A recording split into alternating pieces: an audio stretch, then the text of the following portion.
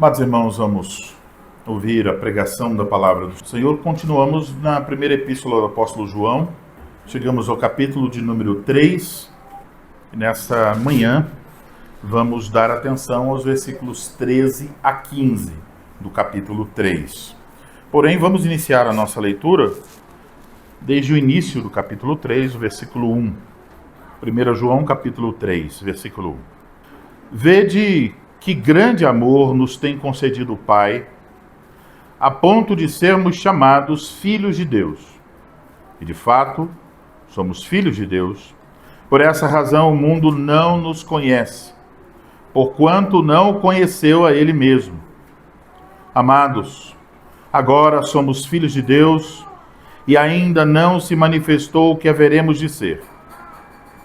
Sabemos que quando Ele se manifestar, seremos semelhantes a Ele, porque haveremos de vê-lo como Ele é.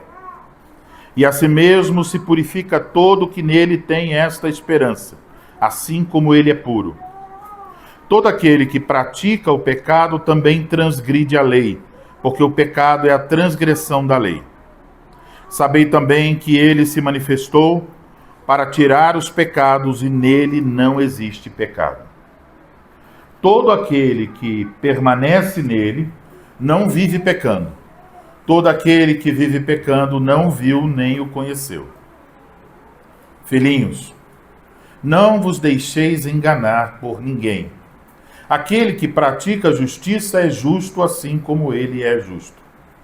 Aquele que pratica o pecado procede do diabo, porque o diabo vive pecando desde o princípio. Para isto se manifestou o Filho de Deus, para destruir as obras do diabo. Todo aquele que é nascido de Deus não vive na prática de pecado, pois o que permanece nele é a divina semente. Ora, esse não pode viver pecando, porque é nascido de Deus. Nisto são manifestos os filhos de Deus e os filhos do diabo. Todo aquele que não pratica a justiça não procede de Deus, nem aquele que não ama seu irmão. Porque a mensagem que ouvistes desde o princípio é esta, que nos amemos uns aos outros. Não segundo Caim, que era do maligno e assassinou a seu irmão. E por que o assassinou? Porque as suas obras eram más e as de seu irmão justas. Agora o texto da pregação, versículos 13 a 15. Irmãos, não vos maravilheis se o mundo vos odeia. Nós sabemos que já passamos da morte para a vida, porque amamos os irmãos. Aquele que não ama permanece na morte. Todo aquele que odeia seu irmão é assassino. Ora, vós sabeis que todo assassino não tem a vida eterna permanente em si. Até aí, a leitura da palavra do Senhor. Nós vamos orar e pedir a bênção do Senhor mais uma vez. Ó Senhor Deus, engrandecido, louvado seja o teu nome santo, Senhor, por todas as tuas dádivas, pelo privilégio que tivemos já nessa manhã de orar, de ler a tua palavra, de cantar os salmos. Quanto privilégio nós temos diante do Senhor. Somos gratos, Senhor, por essas dádivas da tua mão. Agora, Senhor, nós vamos ouvir a exposição da tua palavra. É nosso desejo, nossa esperança, a nossa oração, para que o Senhor nos fale por meio do ministro da tua palavra. Sejamos capazes de ouvir a voz bendita do nosso Senhor Jesus Cristo por meio dele. Ajuda-nos, então, Senhor, para que os nossos olhos e ouvidos estejam totalmente voltados para o teu Filho Jesus Cristo e que pelo teu Espírito Santo, ao ouvirmos a tua palavra, a nossa vida seja conformada à tua vontade. Acrescenta-nos, Senhor, a fé, o amor e a esperança nesta manhã. Oramos em nome de Cristo, para a glória do teu nome e o bem da tua igreja. Amém. Amém.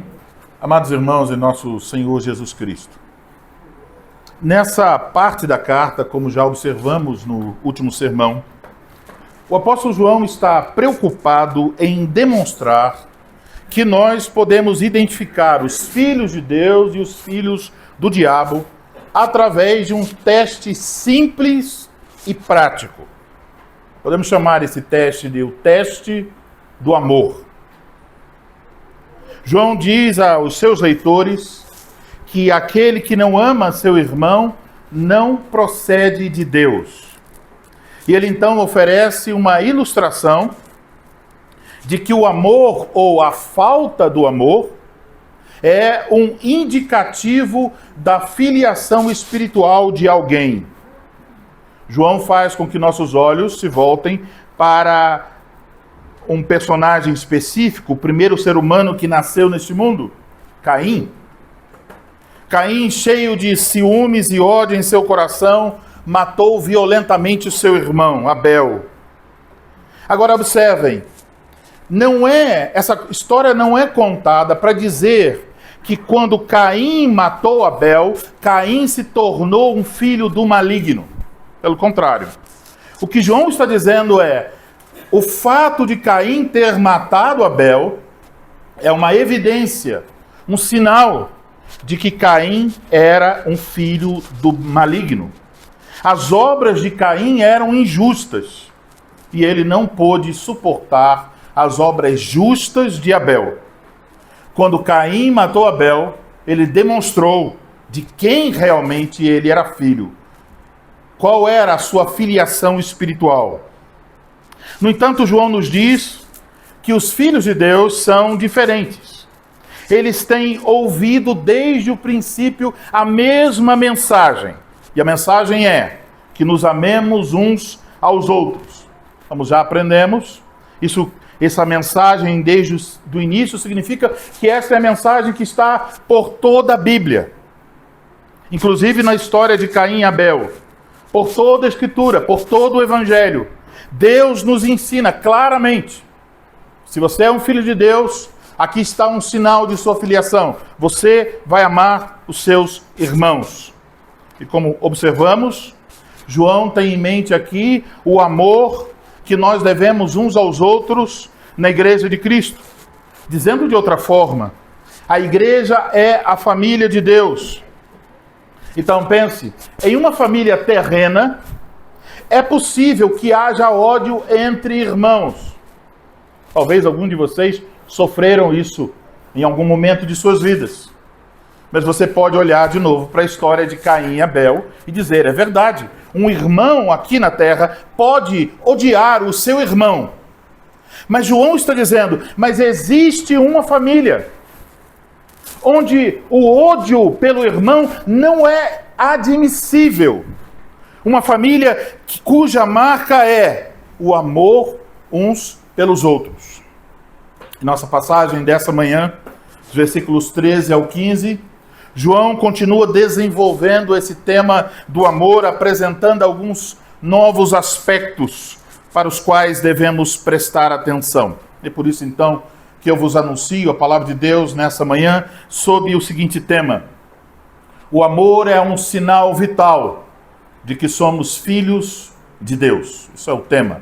O amor é um sinal vital de que somos filhos de Deus. Ao olhar, então, para esses versículos, 13 a 15, precisamos ainda ter em mente essa história de Caim e Abel. No versículo 13, João nos diz que a história de Caim e Abel nos revela algo ainda mais amplo sobre a antítese entre os filhos de Deus e os filhos do diabo. Então precisamos olhar um pouco mais para esses dois homens. Vamos pensar de novo, são os dois filhos de Adão e Eva, o primeiro filho, o segundo filho, nasceram depois da queda. E então você pode lembrar as palavras de Gênesis 3,15, depois da queda. Deus fez a promessa que o descendente da mulher esmagaria a cabeça da serpente. Então, lemos em Gênesis 4.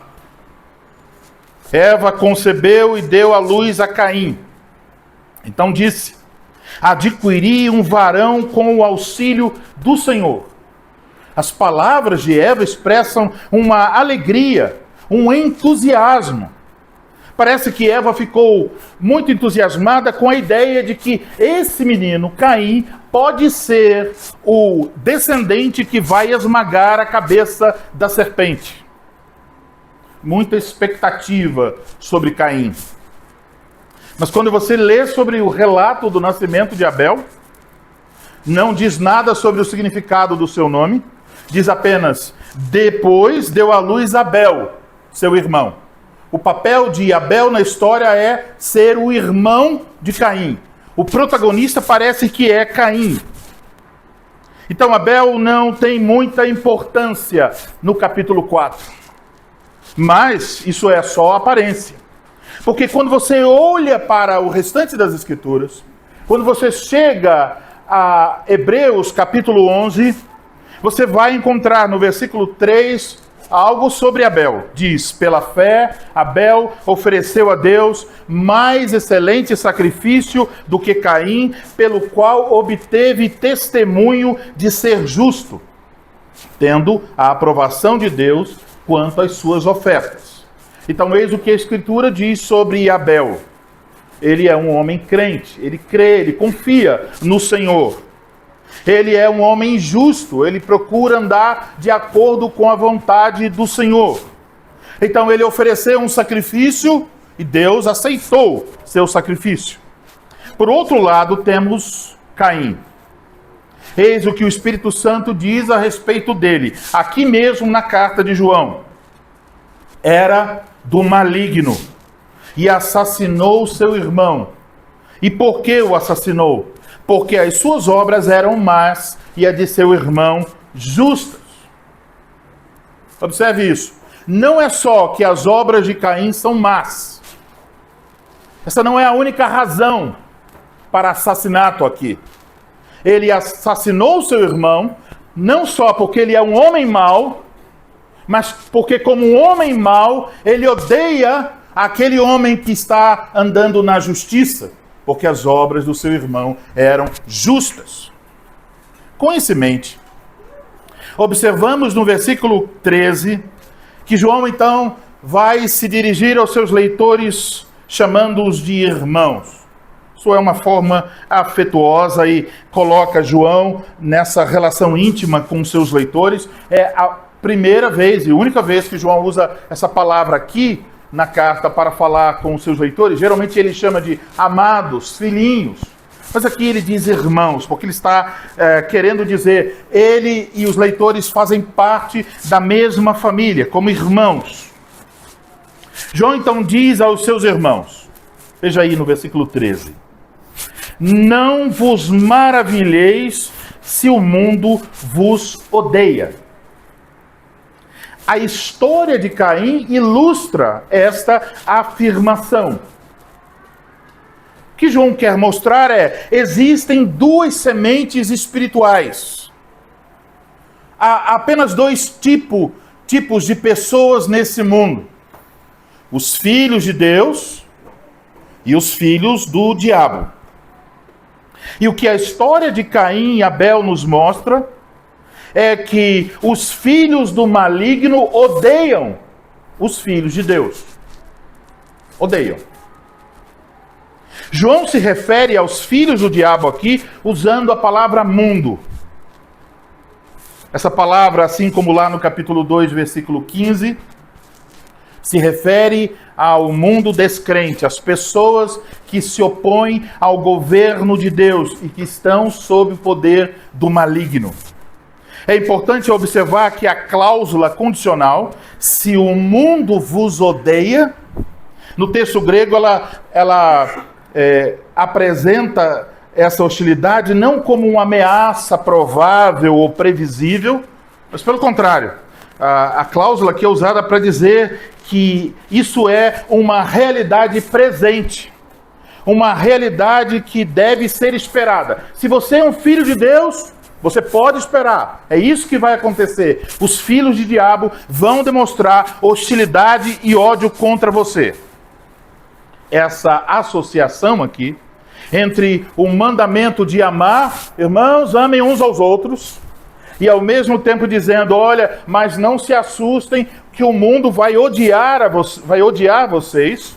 esse tipo de associação, o amor dentro da família, o ódio fora da família, foi feita, em primeiro lugar, pelo próprio Senhor Jesus Cristo. Então João está trazendo o ensino de Jesus para esta carta. Lá no capítulo 15 do Evangelho, escrito pelo apóstolo João, nos versículos 17 e 19, encontramos as seguintes palavras do Senhor Jesus Cristo. Isto vos mando, que vos ameis uns aos outros. Aqui está o mandamento.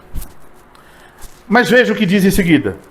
Se o mundo vos odeia, sabei que primeiro do que a vós outros, me odiou a mim.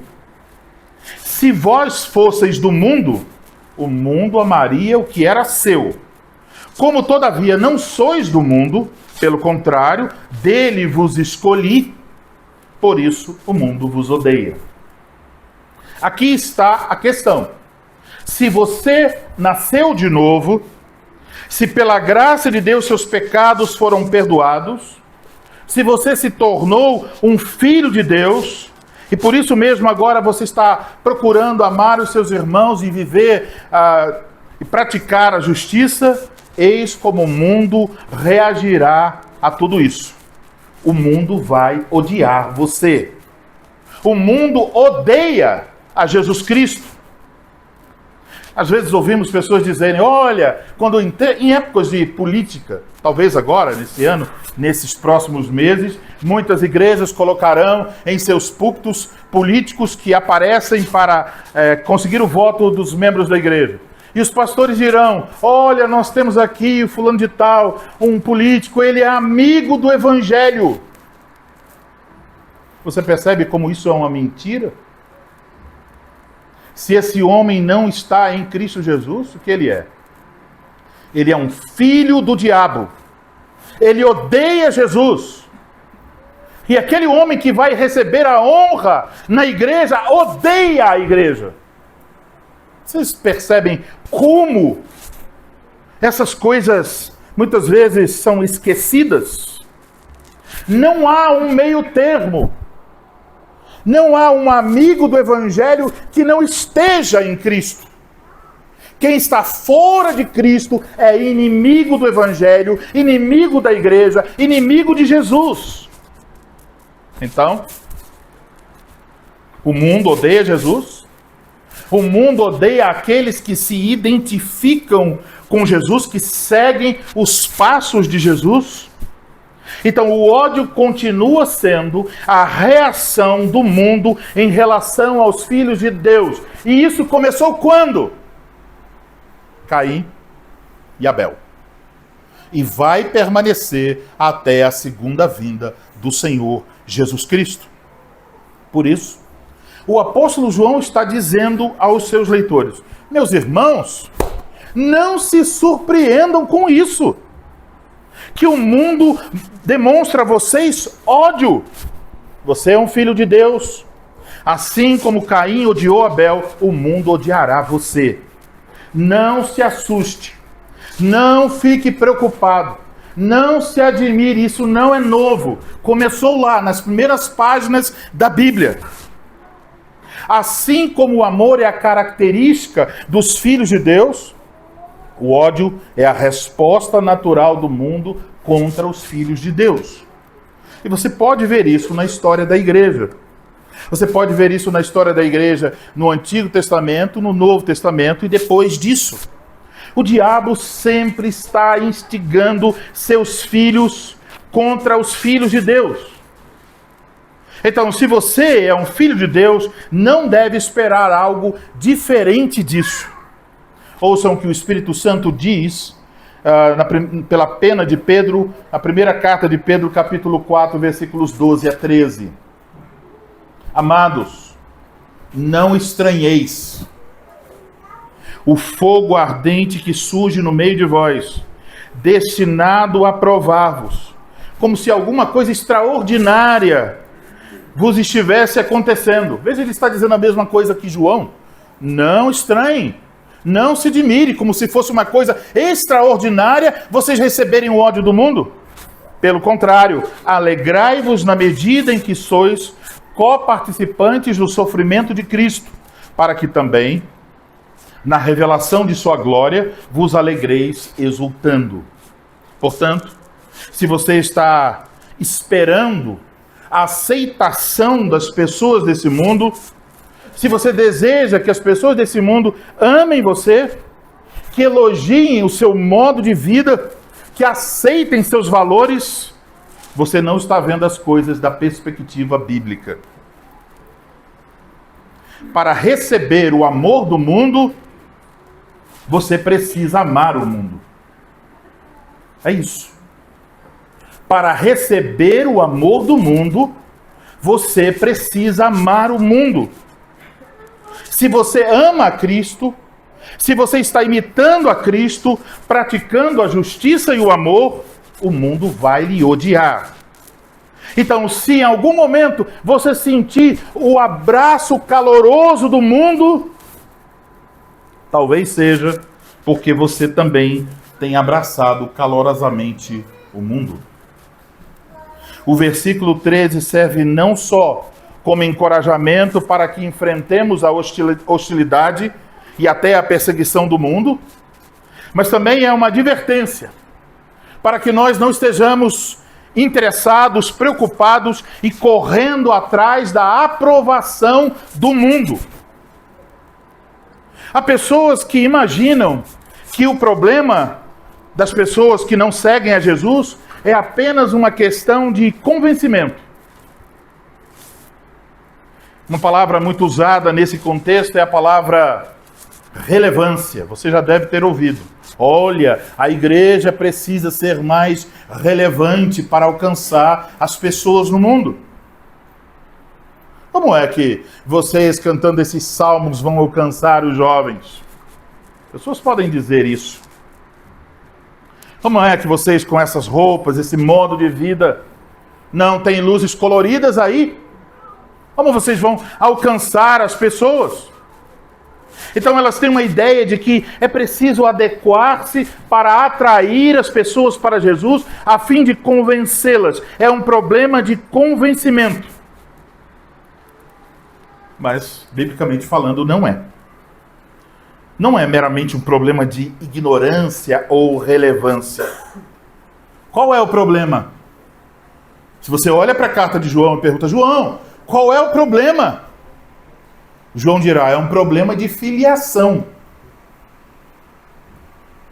Essas pessoas não amam a Cristo, não querem o Evangelho, porque elas são filhas do diabo. E só há uma maneira de saírem deste reino para o reino do Filho amado de Deus, pela obra graciosa do Espírito Santo.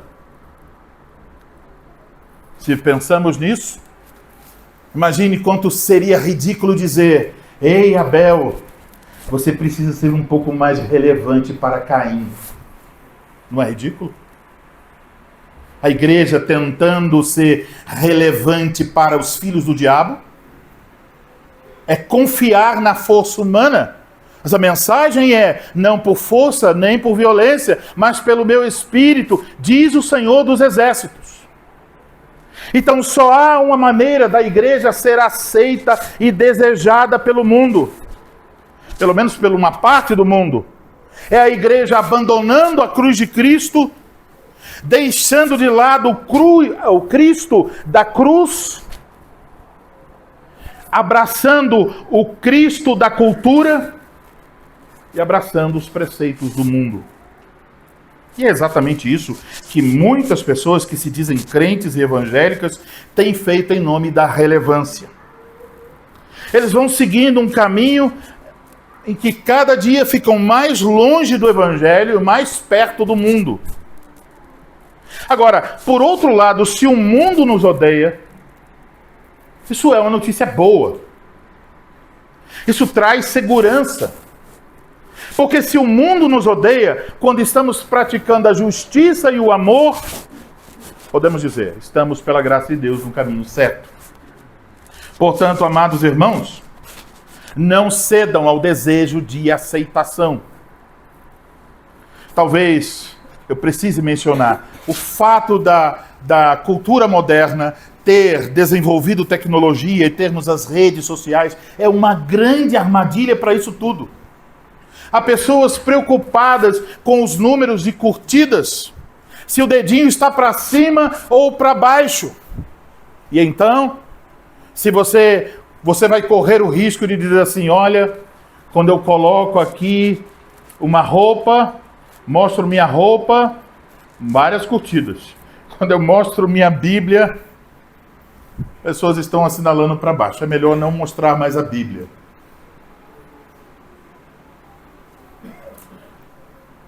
Não diminua a força do seu testemunho para ser aceito. Não se admire se sofrer hostilidade e perseguição. O mundo odeia Cristo e odiará aqueles que o seguem. Agora, para que não pensemos que este assunto é um assunto secundário, o apóstolo João nos diz que é um assunto de vida ou morte. Veja o versículo 14. Nós sabemos que já passamos da morte para a vida, porque amamos os irmãos. Aquele que não ama, permanece na morte. No texto grego há uma ênfase no nós sabemos. No início do versículo. O que João quer com essa ênfase é demonstrar, estabelecer o contraste entre os filhos de Deus e os filhos do diabo. A vida dos filhos do diabo é caracterizada pelo ódio. A vida dos filhos de Deus é caracterizada pelo amor. João está dizendo, vocês sabem sim, sabem. O que, João? Que nós já passamos da morte para a vida. Aqui está, irmãos, um conhecimento precioso e bendito. Sabemos que passamos da morte para a vida. Esse conhecimento é um conhecimento bendito, porque esse conhecimento é um sinal de que nascemos de novo. É um sinal de que temos bebido das fontes da graça. Eis o que sabemos. Sabemos, passamos da morte para a vida. Isto é, pela graça de Deus, aconteceu uma movimentação espiritual em nossa vida. Saímos de uma esfera espiritual para outra esfera espiritual. Passamos da esfera da morte para a esfera da vida. O tempo desse verbo passar aqui quer indicar que esse passar é uma realidade permanente, duradoura. Temos vida em Cristo. Já passamos, já temos, e é certo isso. A transferência já ocorreu e é permanente. Isso também ecoa as palavras de Jesus no Evangelho segundo João, capítulo 5, versículo 24. Veja o que diz. Em verdade, vos digo, quem ouve a minha palavra e crê naquele que me enviou, tem a vida eterna. Não entra em juízo, mas passou da morte para a vida. Então aqui está o quadro a respeito da salvação. Estávamos mortos em nossos delitos e pecados. Mas então a graça de Deus veio ao nosso encontro. E em Cristo Jesus recebemos uma nova vida. Saímos da morte e passamos para a vida. Então essa vida não é a vida física, mas a vida em Deus, a vida espiritual. Nascemos de novo. Agora, como alguém pode ter a certeza que nasceu de novo? A resposta: porque amamos os irmãos. Esse porquê aqui está relacionado com o verbo sabemos. Isso quer dizer, a vida eterna não é conquistada quando nós amamos os irmãos. Em vez disso, João está dizendo, amar os irmãos é uma evidência, um sinal de que alguém fez esse movimento da morte para a vida. E, mais uma vez, devemos observar o tempo verbal do verbo amar. Indica um amor contínuo. Então não é uma coisa de ter um sentimento aqui e outro acolá, mas de um modo de vida. esse modo de vida agora em Cristo Jesus é amar os irmãos. Por outro lado, a ausência do amor cristão, diz João, indica que alguém não passou para o estado de vida espiritual. A pessoa que não ama continuamente, que odeia continuamente, é alguém que ainda está no reino da morte espiritual. Então veja a seriedade dessas palavras. Se alguém não ama seu irmão, isso é um indicativo de que tal pessoa não nasceu de novo, ainda não se tornou um filho de Deus, ainda permanece morto em seus pecados, ainda permanece como um filho do maligno. Amados irmãos, isso revela que esse assunto não é trivial ou periférico. E que amar os irmãos não é opcional. Observe, não há meio termo. João coloca o assunto em termos de vida ou morte. Você ama? Sinal de que você tem vida. Você não ama? Sinal de que você está morto. Então, crianças, vocês já devem ter observado as ambulâncias por aí, o SAMU. Ali estão os paramédicos. Vocês sabem, crianças, que quando acontece um acidente e lá chegam os paramédicos, uma das primeiras coisas que eles vão procurar é saber qual o estado da pessoa. Então imagine, crianças, se eles chegam até uma pessoa que sofreu um acidente e a pessoa está de pé, respirando, andando, falando, será que eles precisam ainda fazer algum teste para ver se essa pessoa está viva ou morta? Não. Os sinais são claros. A pessoa pode até estar com algum problema, tontura, alguma coisa assim, mas ela está viva. Os sinais atestam que ela está viva. Agora, se a pessoa estiver desmaiada, inconsciente, olhando de longe, você não sabe se está vivo ou morto. Então os paramédicos vão até lá, a essa pessoa inconsciente, e pelo que eles vão procurar, vocês sabem a expressão? Sinais vitais. Vitais vem de vida. Quais os sinais de que essa pessoa está viva?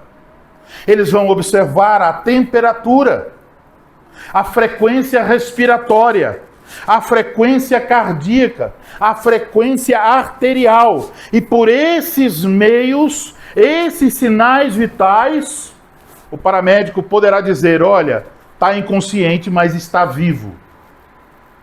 Mas imagine, criança, se o paramédico chega e toca a pessoa e diz, o corpo está um pouco frio.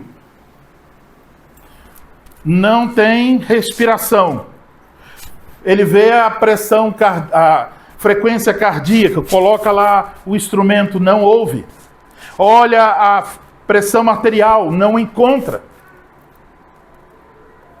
Então, é provável que o paramédico dirá, essa pessoa já está morta. Pois bem, meus irmãos, qual é o sinal vital da vida cristã? O sinal de que você nasceu de novo. O sinal de que você tem vida eterna. O sinal de que você realmente está em Cristo Jesus. Que sinal é esse? Por acaso seria a moralidade? Seria o fato de que você é capaz de seguir certas regras religiosas? Ou que você consegue ir ao culto aos domingos? Que você canta? Ou faz outra coisa? Que você é fiel em suas contribuições financeiras? Ou melhor ainda, que você tem um grande conhecimento teológico? Esses são os sinais? Não. O sinal vital da vida cristã é muito simples. O amor pelos irmãos em Cristo. A grande pergunta que surge é, você ama, de fato, seus irmãos? Agora, Continuando essa ideia, devemos olhar para o versículo 15. Todo aquele que odeia seu irmão é assassino. Ora, vós sabeis que todo assassino não tem a vida eterna permanente em si. Mais uma vez, aqui a ideia de odiar é algo que indica algo contínuo, um ódio contínuo. E mais uma vez, não encontramos exceções. Todo aquele que não ama seu irmão é assassino. Todo ele, todo aquele. Talvez alguém fique surpreso ao ouvir as palavras que aqui temos. Mas, mais uma vez, João está apenas repetindo o ensino de Cristo. Em cada um dos versículos ele está tirando algo que Jesus disse e ele registrou no seu evangelho. Agora aqui ele cita uma passagem de Mateus. Em Mateus capítulo 5, versículo 22 e 23, no chamado Sermão do Monte, Jesus disse: ouvistes que foi dito aos antigos, não matarás. Quem matar estará sujeito a julgamento. Eu, porém, vos digo que todo aquele que sem motivo se irá contra seu irmão estará sujeito a julgamento. E quem proferir um insulto a seu irmão estará sujeito a julgamento do tribunal. E quem lhe chamar tolo estará sujeito ao inferno de fogo. Jesus, no Sermão do Monte, e João, aqui no versículo 15, nos ensinam que não é o derramamento de sangue que torna a pessoa um assassina, mas o que está no coração. A natureza destrutiva do ódio é, diz João, equivalente ao próprio ato de tirar a vida de alguém. Então, o que é o ódio? Você pode usar muitas palavras para falar de seus sentimentos em determinadas ocasiões.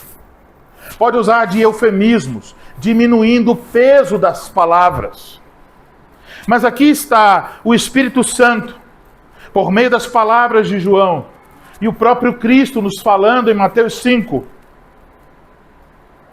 O ódio é o desejo de se livrar de alguém. Se você tem coragem para fazer isso, você é um assassino. E se você não tem coragem para fazer isso, mas apenas deseja, você é um assassino. O propósito desse versículo 15 aqui é aumentar a força do que foi dito no versículo 14. Isto é, todo aquele que não ama permanece na morte.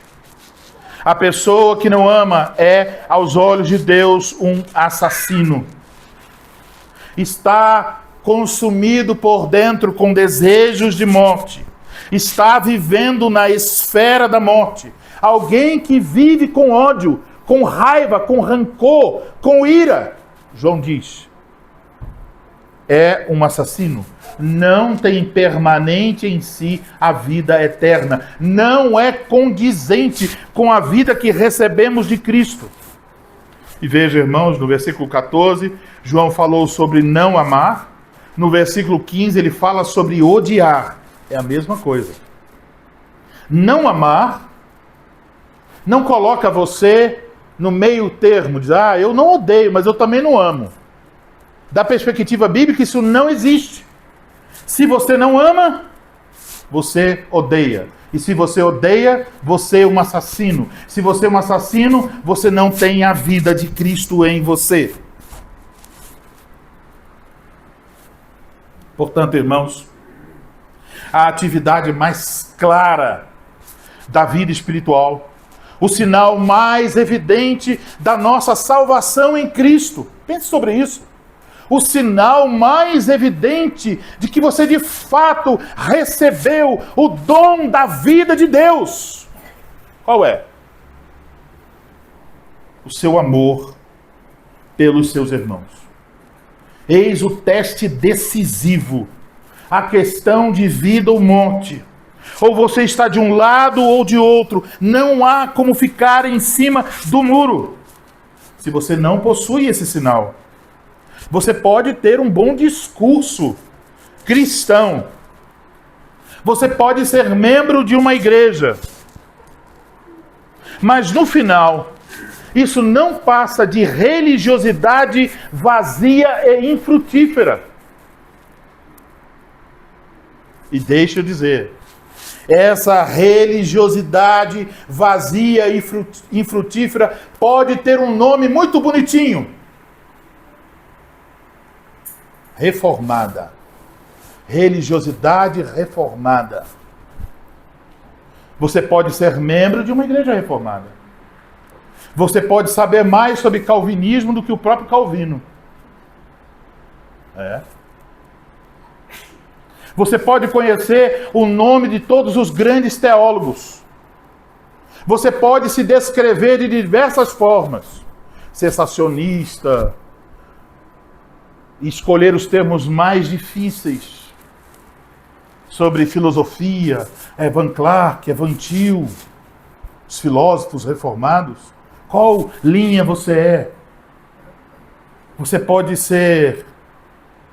ter posições diferentes. Você pode ser amilenista ou pós-milenista. Você pode ter as mais belas doutrinas bíblicas corretas, mas ainda assim ser apenas uma casca infrutífera de um tipo de religião que está debaixo de maldição, porque não tem a luz de Cristo, não tem o amor de Cristo. Se você vai até as redes sociais, você vai encontrar isso aos montes. Pessoas que estão lá dizendo: eu sou o verdadeiro reformado, o guardião da doutrina reformada. Mas tudo que eles fazem é demonstrar a hostilidade, a falta de amor, a falta de paciência. Não conseguimos enxergar o fruto do Espírito Santo em nome de uma ortodoxia. Porque é fácil ler livros e proclamar-se alguma coisa na internet. O difícil é você sair da sua casa, deixar seus afazeres para socorrer um irmão que pediu ajuda. O difícil é você perdoar uma pessoa 1, 2, 3, 70 vezes 7 por causa de Cristo. O difícil é você renunciar a si mesmo e colocar os outros como superiores a si mesmo. E estudar teologia você pode fazer sozinho. Mas amar o seu irmão você só pode fazer em Cristo Jesus, pelo poder do Espírito Santo, na graça de Deus. Entende isso? Então, o sinal da veracidade do nosso cristianismo não é que nós somos reformados. Não é porque conhecemos Calvino. Não é porque sabemos os 5 pontos. Não é porque cantamos salmos. Todas essas coisas são boas, mas não são o sinal da vida. O sinal da vida é prático, é simples, é objetivo. Você deve amar os seus irmãos. Isso significa que o primeiro local onde os frutos da salvação que recebemos deve se evidenciar é na igreja local, entre os seus irmãos. Aqui estão seus irmãos. Os irmãos a quem você pode servir. Os irmãos a quem com quem você pode se alegrar e chorar. Então percebam, irmãos, como isso vai na contramão daquela ideia de que podemos ser crentes sozinhos. Não podemos. A ideia parece ser que a igreja é apenas um lugar para ir, fazer alguma atividade religiosa num prédio e voltar para casa. Como se a religião cristã fosse apenas bater o cartão na cerimônia, na solenidade do culto. Então você volta para casa, estou livre, fiz a minha obrigação religiosa da semana. Não. É muito mais do que isso. Então devemos pensar sobre o tipo de igreja que precisamos ser por causa de Jesus Cristo, pelo que Ele fez por nós, pela salvação, pela vida que recebemos. Você deve olhar nessa manhã para as pessoas que estão ao seu redor e dizer: aqui estão meus irmãos. Esta é a minha família. É na relação com essas pessoas que deve se revelar a vitalidade da minha fé em Jesus Cristo. Pense sobre isso. Como é que vai revelar a vitalidade de sua fé? Na relação com as pessoas que estão aqui nessa manhã. Permitindo o Senhor, veremos no próximo domingo como é que esse amor se manifesta. Mas agora eu espero que vocês estejam convencidos de que a coisa mais básica sobre a veracidade da nossa vida em Cristo, o sinal vital que indica que nós somos filhos de Deus, é nosso amor uns pelos outros. Então, esse amor, esse assunto, deve ocupar a nossa mente. Deve ser tema de nossas orações e de nossas conversas. Deve ser objeto de nossa meditação. Devemos usar a imaginação para pensar como eu posso demonstrar amor aos meus irmãos. Como eu posso servi-los. Irmãos, lá fora, o mundo nos odeia. Mas a igreja deve ser um refúgio de amor. É esse tipo de igreja que nós devemos nos tornar. Devemos continuar nos preocupando com a ordem do culto, com a fidelidade na doutrina e com todas as coisas boas que são da nossa tradição reformada. Mas se nós esquecermos o amor, isso tudo se tornará em nada. E você sabe o que eu quero dizer? Basta olhar 1 Coríntios 13. Sem isso seremos como chuva sem água, como árvores sem frutos. Que o Senhor nos conceda evidenciar de forma cada vez mais clara o amor uns pelos outros. E que isso seja, diante do mundo, um testemunho claro da graça de Deus operando em nós. Amém. Amém.